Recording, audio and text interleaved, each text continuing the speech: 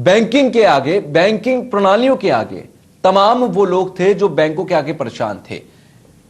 पूरी तरीके से इस बैंक मैनेजर की अगर हम बातों को पूरा सुनेंगे, हमने आपको पूरी रिपोर्ट दिखाई, उस रिपोर्ट के अंदर पूरी बात आपने सुनी, और उस पूरी रिपोर्ट के अंदर सिर्फ ऐसा नहीं है कि यह पहला ग्राहक हो जिसके साथ किसी मजबूरी के चलते इन्होंने पैसे बदल दिए हों, बल्कि इन्होंने कई दूसरे ग्राहकों का भी जिक्र किया है। एक जगत भाई करके इन्होंने कुछ एक नाम लिया था, जगत किसी का, वो उनके भी पैसे बदलने थे और कहा गया कि जो शादी वाला कार्ड का जो सीन था कि कार्ड लेकर आओ और 2.5 लाख ले जाओ, हम उससे एडजस्ट कर देंगे। जब ग्राहक की तरफ से कहा गया कि आईडी नहीं है, आईडी डालने के लिए कहा गया था, तो बैंक मैनेजर ने कहा कि वो हम देख लेंगे, किसी और की आईडी से करवा देंगे। तो ये सवाल खड़े होते हैं उन आरबीआई की गाइडलाइंस पर, सवाल होते हैं सरकार की उन प्रणालियों पर, सरकार के उन फैसलों पर, सरकार की उन पूरी व्यवस्थाओं पर, जिसके द्वारा यह कहा गया था कि आप बैंकों में जाइए, आपकी पूरी मदद की जाएगी। लेकिन बैंकों के अंदर तो एक काला कारोबार हो रहा है, मदद आखिर कौन करेगा? ज्यादा जानकारी के लिए हम रुक कर लेते हैं। हमारे संवाददाता डॉक्टर अब्दुल अहद फोन लाइन पर हमारे साथ जुड़े हुए हैं। अब्दुल अहद, अंबेडकर नगर का यह मामला है, तस्वीर आप देख चुके होंगे। कुल मिलाकर पहला ऐसा अंबेडकर नगर की कोई एक ब्रांच नहीं है जो पूरे सूबे में एक जगह सिर्फ ऐसा हो रहा हो, हर ब्रांच के अंदर लगभग ऐसा ही हो रहा है। कैसे इस देश में नोटबंदी का फैसला पूरी तरह से लागू हो जाए? सरकार को जिम्मेदार तो हमारा आसानी से ठहरा देते हैं, लेकिन दोषी तो बैंक मैनेजर है। बिल्कुल, देखिए, जिस तरीके से इस बैंकिंग सिस्टम में बैंक मैनेजर या बैंक के दूसरे लोग इस नोटबंदी के बाद जिस तरीके से लोगों को परेशानी हो रही है और उसका वो फायदा उठा रहे हैं, ये बिल्कुल आपने साफ अभी देखा होगा कि किस तरीके से एक बैंक मैनेजर आईडी सेलेक्ट करके और उसमें अपने खास लोगों को या जो लोग उस पे पैसे देके उससे पैसे चेंज करवा रहे हैं उनके लिए काम कर रहे हैं। तो बिल्कुल इस तरीके का अम्बेडकर नगर के, मैं बता दूं, अम्बेडकर नगर के टांडा एक जगह है जहाँ पे बुनकर नगरी कहलाती है और काफी जो बुनकर है उसके लिए वो मशहूर है और वो काफी लोग वहाँ पे जो बुनकर उद्योग से जुड़े हुए हैं, काफी कुछ लोगों के पास काफी पैसा है। तो इस तरीके से जिस तरीके से bank manager Punjab national bank के दिनेश चड्ढा जी हैं, जिनका ये सामने वीडियो आया है, और जिस तरीके से वो इस कुछ खास लोगों का पैसा चेंज कर रहे हैं, तो बिल्कुल नोटबंदी की असर सिर्फ एक आम आदमी झेल रहा है, लेकिन जो कुछ खास लोग हैं जो जिनके पास वाकई काला धन है, इस तरीके से बैंकिंग सिस्टम का के जो लोग हैं उनके साथ मिलकर बिल्कुल इस तरीके से फायदा उठा रहे हैं। अब्दुल अहद, अगर बात करें कोई ऐसा, मेरा सवाल बार बार यही है क्योंकि पूरे सूबे के अंदर अंबेडकर नगर के एक ब्रांच की हमने तस्वीर देख ली है, लेकिन कितनी हजारों ब्रांचेस हैं जिनके अंदर ऐसा ही काला कारोबार हो रहा है। कुछ की तस्वीर सामने आ जाती है तो कुछ की तस्वीर सामने नहीं आती, लेकिन तमाम वो ब्रांचों को भी हम नजरअंदाज नहीं करते जिनके आगे लंबी कतारें थी, पुलिस लाठियां भांज रही थी, तस्वीर आपने भी भेजी थी और हमने भी दिखाई थी। उन लोगों का क्या, जिन लोगों को पैसा नहीं मिल पा रहा, बैंक कह देते हैं कि पैसा नहीं है और बैकडोर से किसी का पैसा संबंधों के चलते इस तरह बदल दिया जाता है। बिल्कुल, देखिए, सिर्फ ये अम्बेडकर नगर के टांडा की तस्वीर हमारे सामने आई, लेकिन ये इस तरीके के आरोप बैंक मैनेजरों पे या बैंक के कर्मचारियों से कुछ खास लोगों की मिली भगत के आरोप हर जगह लगे हैं, चाहे वो कानपुर हो, चाहे लखनऊ हो, बनारस हो, बरेली हो, हर जगह के इस तरीके के आरोप लोगों ने लगाए हैं कि बैंक के अंदर पैसा तो आता है और ज्यादा से ज्यादा पैसा जो कुछ खास लोग हैं उनको तब्दील कर दिया जाता है, उनको डिस्ट्रीब्यूट कर दिया जाता है अंदर ही अंदर, और पता नहीं चलता है।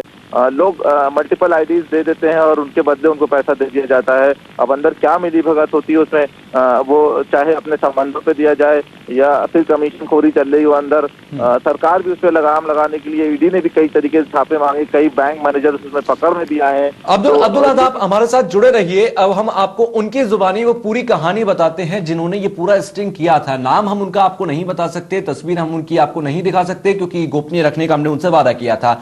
हमारे ये जागरूक जो नागरिक हैं, हमारे जागरूक दर्शक हैं, उनकी जुबानी हम आपको पता करवाते हैं कि आखिर पूरा ये मामला था क्या। बहुत बहुत शुक्रिया, पहले तो आपने ये पूरा डेयरिंग काम किया, हिम्मत भरा काम किया और ये वीडियो हम तक पहुंचाई। अब हम आपकी जुबानी जानना चाहेंगे कि ये पूरा वाकया आखिर हुआ कैसे था और कैसे आपने ये पूरी तस्वीर रिकॉर्ड की। तुषार जी, सबसे पहले तो सबसे बड़ी बात यह है कि 8 तारीख के नोटबंदी के बाद जहां पूरा देश और आम आदमी 1000-500 के नोट अपने चेंज करवाने के लिए बैंक के सामने खड़ा था, लोगों की गालियां खा रहा था, पुलिस के डंडे खा रहा था, वहीं इन बैंक मैनेजरों ने किस तरीके से अपने खास और आम लोगों के लिए बैक डोर खोल रखा था। हमें जब पता चला कि इस तरीके काम हो रहा था, हम भी 20,000 रुपया लेकर के उनके अपने किसी बहुत खास आदमी से जुगाड़ लगा के बैंक में गए, और बैंक में जो नजारा देखा हमने बैंक मैनेजर के केबिन में बैठकर, उसने उस व्यक्ति से कहा कि ऐसा है कि आप 100 आईडी दे दीजिएगा और हम जो है पैसा चेंज करके दे देंगे।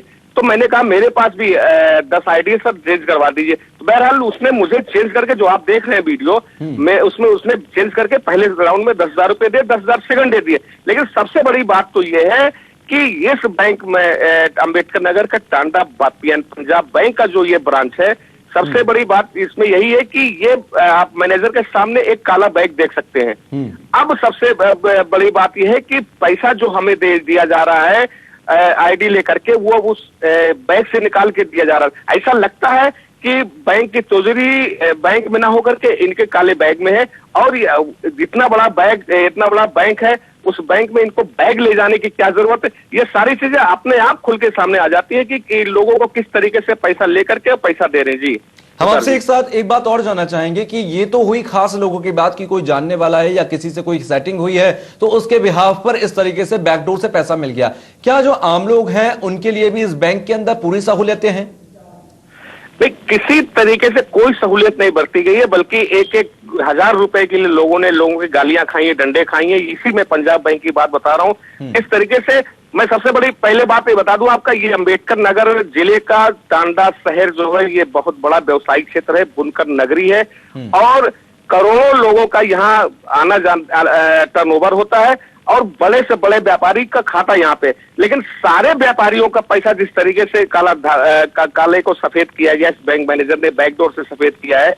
मेरे सामने की बात है, उसने अगले से 100 आईडी मांगी, और दोबारा जब मैंने, आप वीडियो में देख सकते हैं मेरी आवाज है, मैंने पूछा क्या हुआ, 100 आईडी जो उन्होंने मांगी थी आपसे, तो उन्होंने कहा कि आईडी नहीं दी है, लेकिन हाँ अभी मेरे पास 2.5 लाख रुपए वाला योजना भी मेरे पास नहीं आई है, लेकिन उनका पैसा बदल किसी दूसरे रास्ते बदल के दे दिया जाए। तो इससे जाहिर है कहीं ना कहीं अगर ये जांच का विषय कहीं ना कहीं अगर कभी तरीके से जांच की जाए तो बहुत सारे ऐसे निष्क्रिय। आप हमारे साथ बने रहिए, अभी हम आपसे कुछ और जानकारी हासिल करने की कोशिश करेंगे। हमारे साथ अर्थशास्त्री आकाश जिंदल फोन लाइन पर जुड़े हैं। आकाश जी, आप सुन रहे थे किस तरीके से अंबेडकर नगर के टांडा इलाके की एक ब्रांच है, वहां पर खुलकर खुलेआम ये पूरा डील हो रही थी कि आप आईडीज ले आइएगा, 10,000 रुपए बदल दिए गए पुराने नोट, और ऐसा नहीं है कि बैंक के काउंटर से जाके बदले गए हों। एक काला बैग है मैनेजर साहब के पास और उसमें से वो 100 की गड्डी निकालते हैं और उन्हें दे देते हैं। इस पर हम आपसे ये समझना चाहते हैं कि ये जितना भी काला कारोबार हो रहा है बैंकों के अंदर, ये पहली ब्रांच नहीं है, ऐसी सैकड़ों ब्रांचेस हैं जिनके बारे में हमें जानकारी मिली लेकिन तस्वीर हम तक नहीं पहुंची। ये पहली तस्वीर हमें मिली है।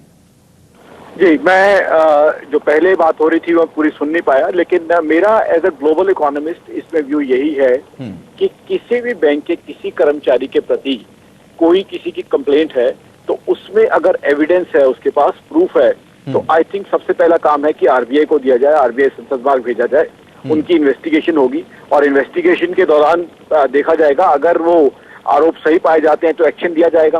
देखिए, इसमें मैं एक चीज कहना चाहूंगा, मैं तमाम चैनल्स पे शो करता हूं, ओवरऑल बैंकिंग इंडस्ट्री हमारी साफ सुथरी है, ईमानदार है 99.9%। हाँ, कुछ बैंकों के कुछ कर्मचारी गलत हैं, तो हम सबके लिए ड्यूटी ये है कि जो गलत आदमी है उसको आइडेंटिफाई करें और उसके अगेंस्ट पीनल एक्शन लिया जाए।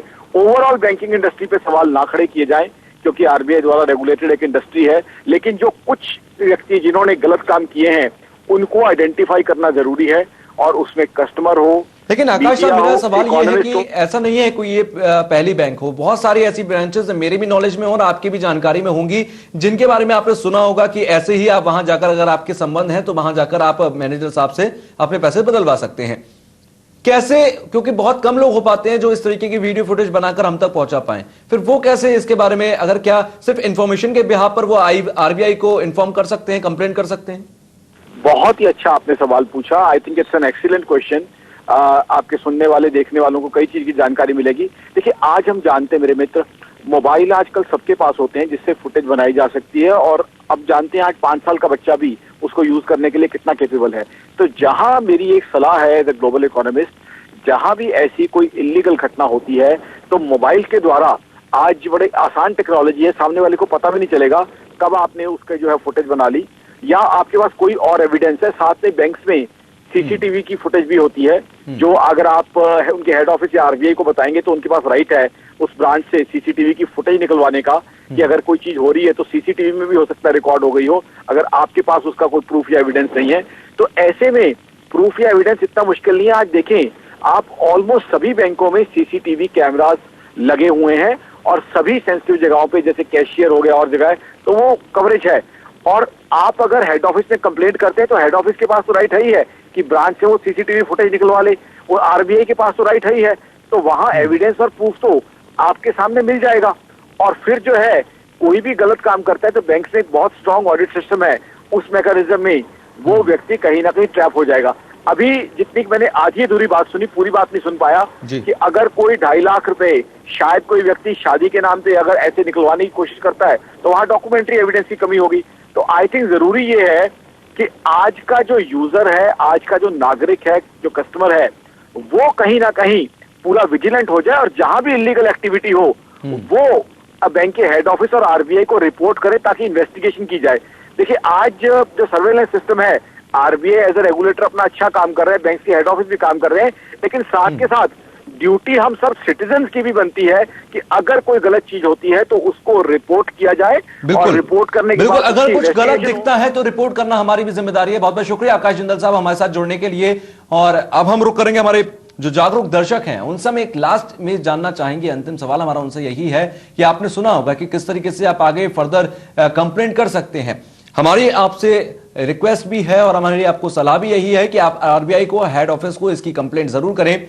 मेरा आखिरी सवाल आपसे यह है कि उन्होंने जो बात कही है कि वो शादी के कार्ड आने वाली जो प्रक्रिया है जो उनके पास अभी तक नहीं पहुंची है, उसके साथ वो अदला बदली कर लेंगे।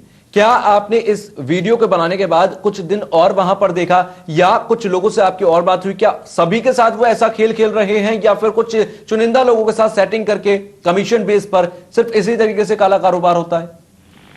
देखिए जिस तरीके से मेरी बात हुई, आप वीडियो में साफ साफ आवाज सुन सकते हैं कि जब मैंने पूछा कि क्या हुआ, उसने 100 आईडी दी, उन्होंने कहा आईडी तो उन्होंने नहीं दी है, लेकिन अब मेरे पास शादी वाला भी योजना अभी तक नहीं आई है। मैंने कहा और बैंकों में तो सब आ चुके हैं लेकिन मेरे यहाँ नहीं आए, लेकिन उनका पैसा किसी तरीके से मैं करूंगा। इसमें साफ जाहिर इस पे जांच की कोई बात नहीं बनती। और जो आकाश जी बैठे थे, आकाश जी मेरे ख्याल शायद वो यूनियन बैंकों के यूनियन के रहे होंगे, कोई सदस्य रहे होंगे, मैं नहीं जानता उनको, लेकिन मेरी बात होती, मैं उनसे पूछता कि इतनी बहुत सारी एप्लीकेशनें जाती है, बहुत सारे शिकायतें जाती है और जांच होती है, उस जांच को कितनी आंच आती है ये तो हम लोग सब जानते हैं अच्छी तरीके से कितनी आंच आती है।